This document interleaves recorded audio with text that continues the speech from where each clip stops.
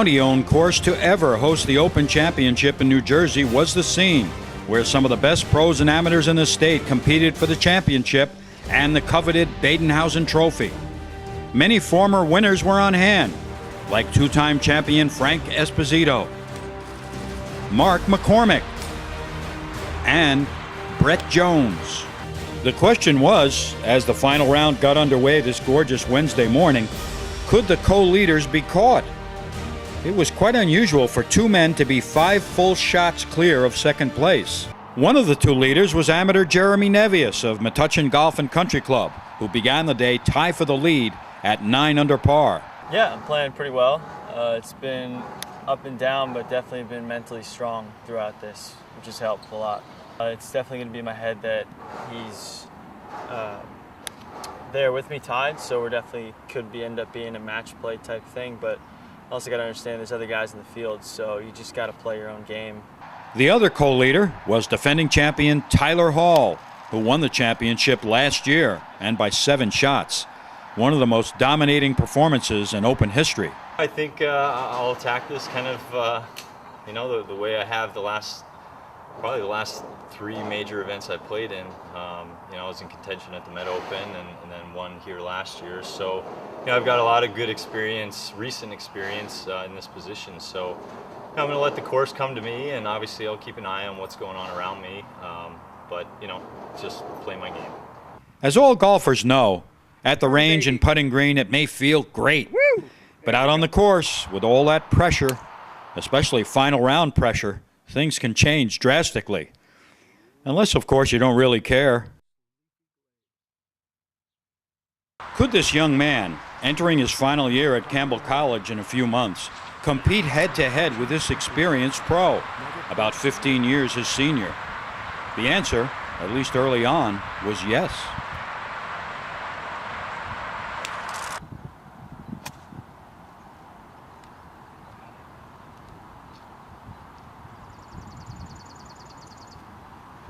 Nice shot there by Jeremy. Second shot to this par 4 first hole. Jeremy hit an iron off the tee and actually ended up in the left rough. It had a real nice shot out of there and is actually inside Tyler Hall's ball. And Tyler was in the middle of the fairway, 60 yards ahead of him, so that doesn't mean anything. Here's his putt for birdie. Leaves it right on the edge. Par 4 for Jeremy, and we move to the second. Both men parred the first 3 holes. Then they moved to the 372-yard par 4 fourth. 8 feet straight uphill. And he's got it. First birdie for this pairing, the final pairing. Tyler Hall now moves to -10 for the tournament, 10 under par, and he takes a 1-shot lead. Both players parred the short par 3 fifth hole, but Tyler added another birdie on number 6, a 553-yard par 5. His tremendous length off the tee saw him sometimes 60 and 70 yards ahead of his playing partner. After a huge drive on the 7th, Tyler hit this short iron to the green.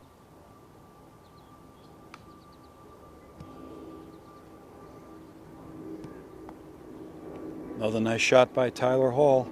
Jeremy's tee shot had gone way left, and he was forced to lay up short of the green. Delicate little shot to get close. And it goes by maybe 15 feet. He'll have that for par. Says par putt. He doesn't like it. And it rolls by the cup 4 feet. If he 2 putts here, it's at least a 3-shot lead. For birdie on the 7th.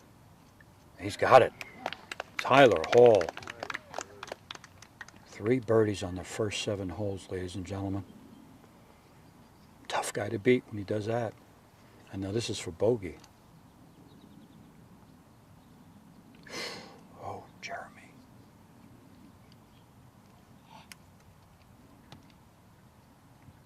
That's double bogey on the 7th for Jeremy. That hurt. That 3-shot swing gave Tyler Hall a 5-shot lead over his playing partner. Was anyone else out there at least keeping pace with this long-hitting Upper Montclair Country Club pro? Well, second-year pro Alexander Hicks of the Stone Harbor Golf Club began the day 6 shots back, and he was now 7 behind after going 2 under through the first 7. He birdied the first 2 holes. Sit in the hole. 2 back-to-back birdies. And then the 6th with a bogey on the 3rd. Alex was playing with Brent Studer of Matitaconk in the group directly in front of Jeremy and Tyler, the 2 leaders. Brent began the day 5 behind the co-leaders and had an unimpressive front 9. But that all changed coming in. 2-time Open champion Frank Esposito shot 1 under par 70 in the final round. But Frank began the day 7 shots off the pace and needed to go really low to contend. He ended up tying for 6th at 3 under par 210. Alex Beach of Ridgewood Country Club had a great first 6 holes. He had 2 birdies and an eagle.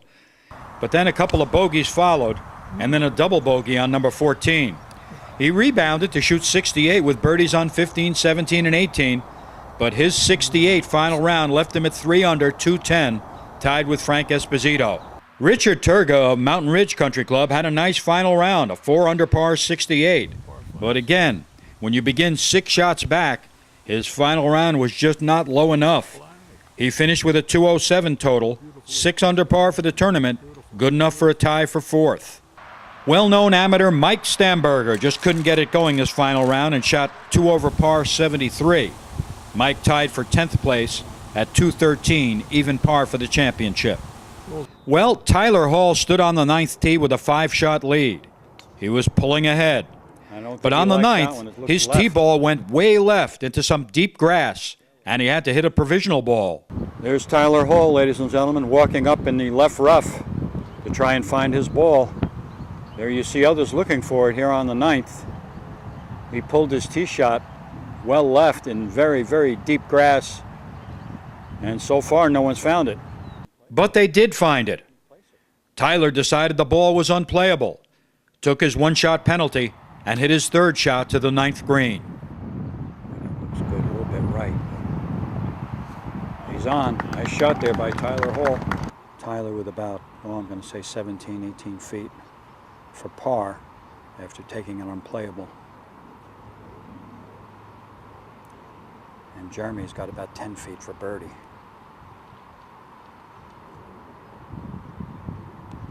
Here's it a little left. That's a tap in for a bogey 5. First bogey of the day for Tyler Hall against 3 birdies on the front 9. Jeremy Nevius, down 5 shots, can pick up 2 here if he can make this. And with 9 to play, he'll only be 3 shots out of the lead.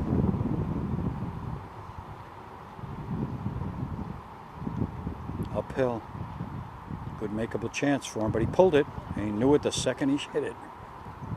He knew it the second he hit it, ladies and gentlemen. He picks up 1 shot and is now 4 shots out with 9 to play.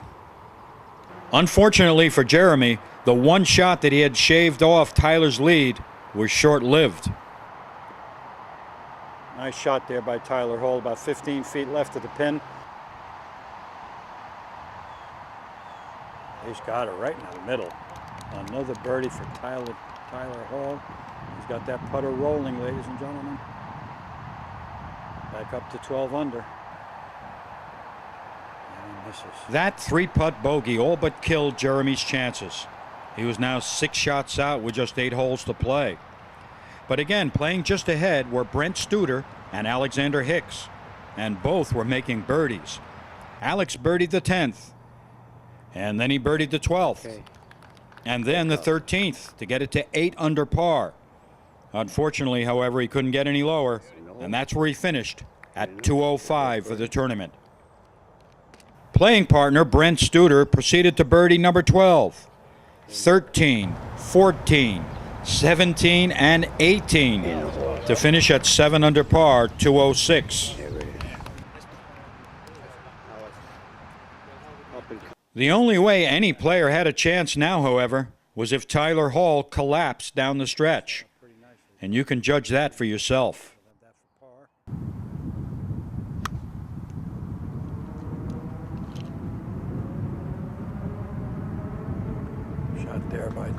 hole on the 13th. And he's got it. 13 under par now for Tyler Hall. 4 under for his round today.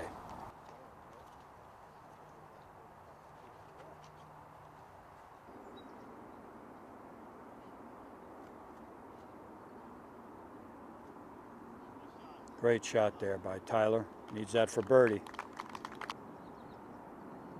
Another birdie for Tyler Hall. Tyler Hall came to the 18th just as he did a year ago at Rockaway River with a big lead. He was in a great side bunker in 2 on the uphill par 5 finishing hole. And watch his 3rd shot for eagle. What a shot by Tyler Hall! Oh, ladies and gentlemen, what a shot. Right on the lip. A 7-shot victory. Yeah, I mean, it was a consistent story the past 2 days with the way I was driving it and putting myself in position to make putts. It's just the difference between those 2 days and today was the putts just weren't dropping. And again, it could have been grip pressure, it could have been just the feeling of having a chance to win. It's the first time in a while being in the last group. But all in all, I mean, just to be here, I think I finished low am. That was good feeling. So I'm sure you'll work on it. I'm sure you'll be back. yeah, that's the thing. Just got to keep working. Thank you very much. This is my daughter, Finley. Got a proud dad, honey. Very proud, very proud. So overall, I mean, what can you say about how you played?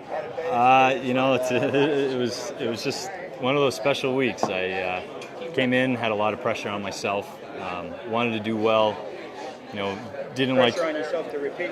Yeah, to repeat. You know, the thing that loomed in my mind was coughing up the Met Open the way I did last summer.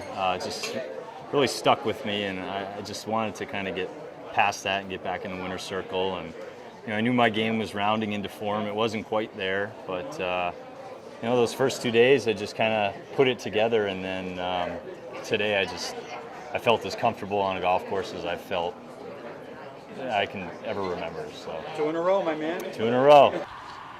So our champion this year shot a phenomenal 15 under, set the course record of shooting 64 on the first day, and backed up his fantastic win last year at Rockaway River. Our 2016 New Jersey State Golf Open champion, Tyler Hall from Upper Montclair.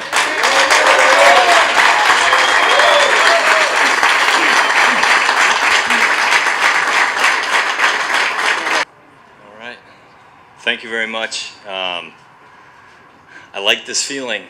2 years in a row feels pretty awesome.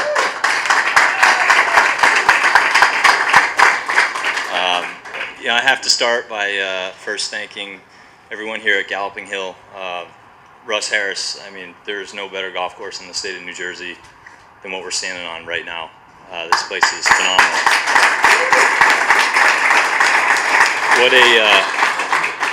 What a great idea to host this amazing tournament on a public facility, just to show truly what you guys are made of. This really is just a very special place.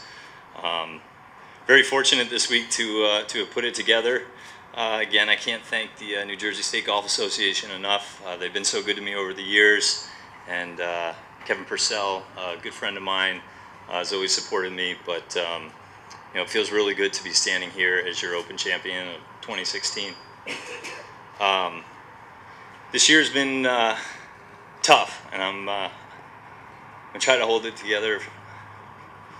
My dad's battling some stuff right now, and you know, it's amazing to have family and my wife and my daughter and my mom and my sponsors, but you know, as much as this was for you guys, this was definitely for Dad. I love you, Dad.